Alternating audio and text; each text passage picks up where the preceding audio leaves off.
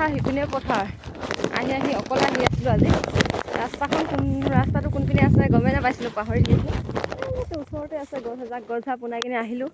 আহি এডোখৰত আকৌ কোনপিনে ধৰিবই নোৱাৰিছোঁ, হ'লেও গৈ আছোঁ বাৰু। কিবা এটা পথাৰ যোৱাৰ আগত কৈ আছোঁ, কিবা এটা ওলোমাই দে বুলি কিনে চাই গৈ আছোঁ আৰু। যিমান পাৰোঁ ইমান চেষ্টা কৰিছোঁ পথাৰখন উলিয়াবৰ কাৰণে। পথাৰ বিচাৰি পোৱা, মানুহ বিচাৰি পোৱা বহুত দিগদাৰ। মানুহ বিচাৰি নাপায় দেই পথাৰত। এয়া পথাৰৰ মাজত এটা নলা আছে, ইটো পাৰৰ পৰা সিটো পাৰলৈ নলা। সেইপিনে পানী আছে বাৰু, যেনে তেনে পাৰ হৈছোঁ।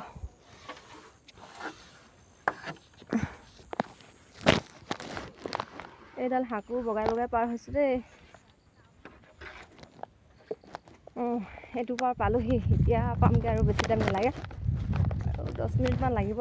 10 মিনিটৰ পিছত মাহঁতৰ ওচৰ পাই আছোঁ।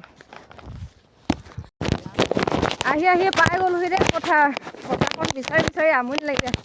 অকলে আহি ধুনীয়াকৈ পথাৰ আহিলে ডাইৰেক্ট পথাৰ পাইহি। মই কি পালোঁ, পথাৰ পাই আকৌ তাতে নলা এটা পালোঁ। নলা পাই আকৌ গৰু চৰা ম'হ চৰা এখন ফিল্ড আছে, বহুত ডাঙৰ ফিল্ডখন পাৰ হৈ আকৌ এতিয়াহে পাইছোঁহি পথাৰ পোৱাহি পিছত এয়া মা,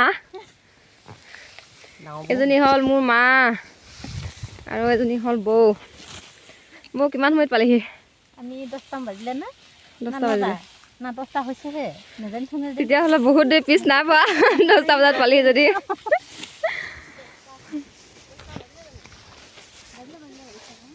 আৰু এইবোৰ ধান মাহঁতে বহুত কষ্ট হোলাং মাৰি ৰোৱা হৈছিলে দেই। কোনে হোলাং সকলোৱে এইটো চিনি নাপাবও পাৰে।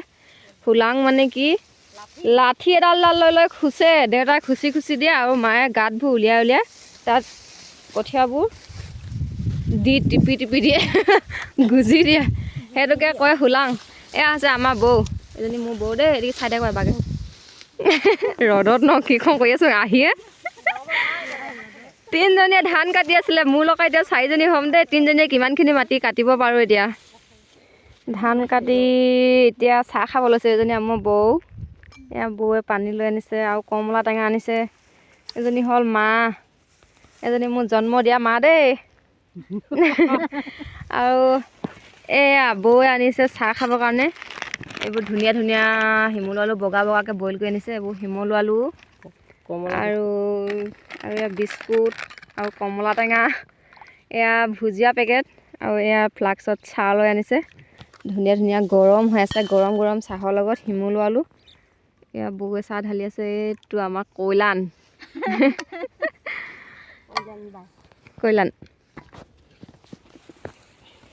আৰু এতিয়া এনেকৈ শিমলু আলু এটুকুৰা লৈ কিনে চাহৰ লগত খোৱাহে জুতি আৰু।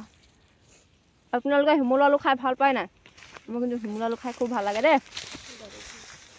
শিমলু আলু এই বৌ খাইছে, বৰ ডাঙৰ দিছে। বৌ খাইছে, খাই থাকোঁ। বৌ শিমলু আলু খাই কেনেকুৱা লাগে? ভাল লাগে, বহুত দিনত নাই খোৱা দেই, আজি ফাৰ্ষ্ট ন? গৰম চাহ লৈ কিনে এতিয়া নাই ৰোৱা, 2 বছৰমান হ'ল। অঁ, ভাল লাগে ন? ভাল লাগে। এয়া দেখিছেনে ধান কাটি থাকোঁতে এতিয়া আমি ভাত খাবলৈ বহিছোঁ। এয়া ফৰিং, ভাত খোৱাৰ আগতে ইমানখিনি ফৰিং পালোঁ দেই। ইয়াত কমচে কম 200 মান আছে ফৰিং। ধান কটা ভাত খোৱাৰ আগতে। আৰু এতিয়া আমি ভাত খাব লৈছোঁ দেই গাইছ। এয়া লাই শাক ভাজি আৰু পানী বটল এটা লৈ লৈছোঁ 1 লিটাৰ। এইখিনি গোটেইখিনি খাম, তেতিয়াহে অকণমান শকত হ'ম নেকি, হাৰ্ডিবোৰ বেছিকৈ ওলাইছে। আজি ধান কাটি কিনে ইমানখিনি ফৰিং পালোঁ দেই। এয়া পলিথিনটোৰ আধা 1 কেজিমান হ'ব। আৰু এয়া মায়ে ঘৰৰ পৰা লৈ আহিছিলে মোলৈ শিমলু আলু। আলু দি পঠিয়াইছে, শিমলু আলু।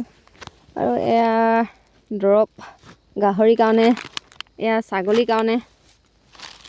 ঘৰতে যিহেতু ওচৰতে ভেটেনেৰি হস্পিটেলখন আছে, ঘৰত জীয়েকৰ ঘৰত গাহৰি ছাগলী পুহোঁ কাৰণে লৈ আনিছে আৰু পথাৰলৈ লৈ আনিছে। আৰু এয়া জঙাইকে মোক নিব আহিছে, মানুহজনে পথাৰৰ পৰা নিবলৈ আহিছে ৰাস্তালৈকে।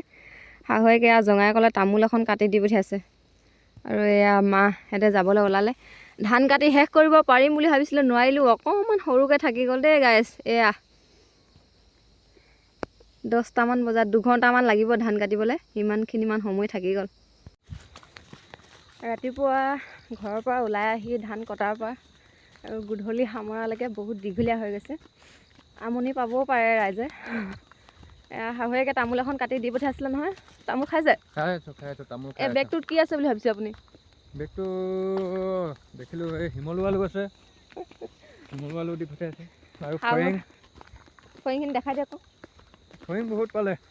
1 কেজিমান হ'ব নাই? এইটো ফৰিং ৱেট। ফৰিং 1 কেজিমান পালোঁ।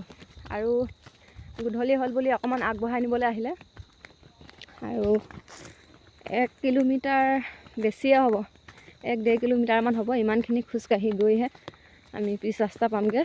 বাইকখন হওক তাতে ৰখাই থৈ আহিছে।